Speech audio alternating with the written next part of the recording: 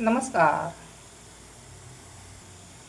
कढई ठेवली, कढईमध्ये तेल टाकलं, चण्याची डाळ, उडदाची डाळ छान भाजून घ्यायचं तेलामध्ये. हिरवी मिरची आणि कांदा,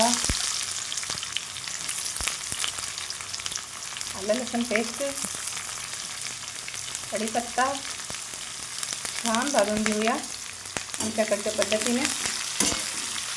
बघा छान डाळ कशी छान झाली आहे. खूप छान असते ही भाजी चपातीसोबत.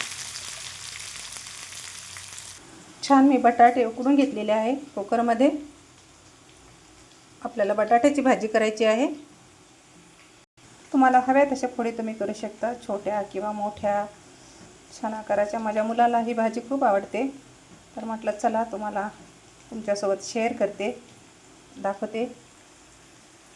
तर मीठ टाकून घेते चवीनुसार. थोडी हळद टाकून घ्यायची आपल्याला.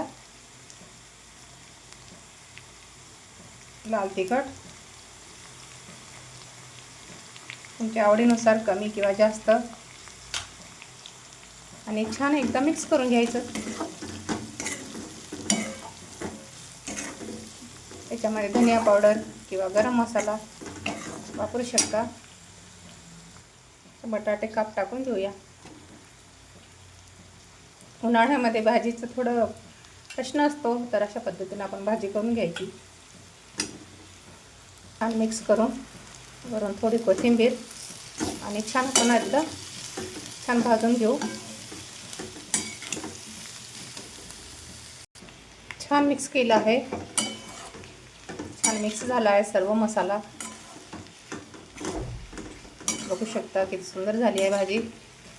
कमी टाईममध्ये मी कुकरमध्येच आहे ना आलू शिजून घेतले. अगोदर डाळ ठेवली, त्याच्यावर डाळीवर आहे ना आलू ठेवले, तर झटपट झाली ही भाजी. बघू शकता. तर थोडं झाकून ठेवते,